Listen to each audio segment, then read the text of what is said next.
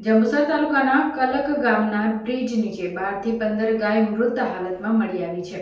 જંબુસર તાલુકાના કલક ગામે ચોંકાવનારી ઘટનાથી ગ્રામજનોમાં ફફડાટ ફેલાયો હતો. ઘટના અંગે પોલીસે જાણ કરતા પોલીસે પણ તપાસ શરૂ કરી હતી. મળતી માહિતી મુજબ ગૌરક્ષકો દ્વારા સ્થળ ઉપર તપાસ હાથ ધરાતા તેમની મોટી સંખ્યામાં ગૌવંશના મૃતદેહ મળી આવ્યા હતા. તેમાં કેટલીક ગાયો એવી હતી જે અઠવાડિયાથી સારવાર હેઠળ હતી, તો બીજી તરફ સૌથી વધુ વાછરડા મૃતદેહ મળ્યો હોવાનો પણ માહિતી સામે આવી છે. ગૌરક્ષકોમાં રોષ ફેલાયો છે. તેમનો આક્ષેપ છે કે કેટલા પશુપાલકો માત્ર ધંધાદારી હેતુસર ગાયોને દૂધ માટે ઉપયોગ કરે છે, પરંતુ જ્યારે સારવાર કરવાની જરૂર પડે ત્યારે આ ગાયને છોડી દેવામાં આવે છે.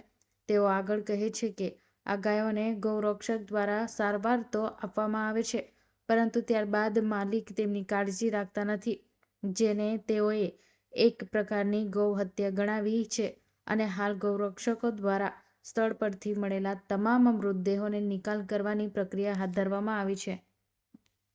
મારું નામ હિતાર્થ જાની છે અને પશુઓ માટે એક નોન ગવર્મેન્ટ ઓર્ગેનાઇઝેશન ચલાવું છું અને અહીંના ગૌરક્ષક મિત્રો છે, એમની સાથે પણ અમે ગૌ સેવાનું કામ કરીએ છીએ. અમને જાણ મળી હતી કે એક ગૌ માતાને જીવિત અવસ્થામાં અને ઘાયલ અવસ્થામાં અહીંયા કલકનો જે પુલ છે ત્યાં નાખવામાં આવ્યા હતા અને પછી જ્યારે ગૌરક્ષકોને ખબર પડી કે એ જ ગૌ માતાની 3 દિવસ સુધી ટ્રીટમેન્ટ કરાવવામાં આવી હતી, પગની ખરીની ઈજા હતી.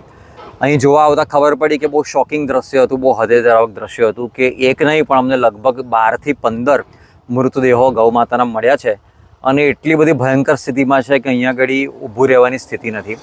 કોથળાઓ ભરીને અહીંયા આગળ જે નાના કાફ છે, નાના બચ્ચાઓ છે, એમને નાખવામાં આવ્યા છે, એમની ડેડ બોડીઓ છે. કૂતરાઓ અત્યારે ડેડ બોડીને ફાંસી રહ્યા છે સ્થિતિ છે. એ જ ગૌ માતાને આ ગૌરક્ષકો, જે આ જ ટીમના ગૌરક્ષકોએ વારંવાર જે ગૌ માતાની દવા કરાવી છે, એમના માલિકોને જાણ કરી છે અને માલિકો જાણ કરવા છતાં કોઈ જ દવા કરતા નથી, કોઈ ચાકરી કરતા નથી. એ જ ગાયો જ્યાં ગૌરક્ષકો 7-7, 8-8 દિવસ મહેનત કરી હોય, પોતાના પૈસે ખર્ચે મહેનત કરી હોય, કાળજી કરી હોય, એ જ ગૌ માતા પછી મૃત અવસ્થામાં અહીં જોવા મળે છે. એટલે બહુ ગંભીર સ્થિતિ છે અને બહુ ગંભીર બેદરકારી નહીં કહું આને, આ એક જઘન્ય ગુનો છે અને એક રીતના બેદરકારી ના કહી શકાય, આને તો એક મર્ડર કહી શકાય.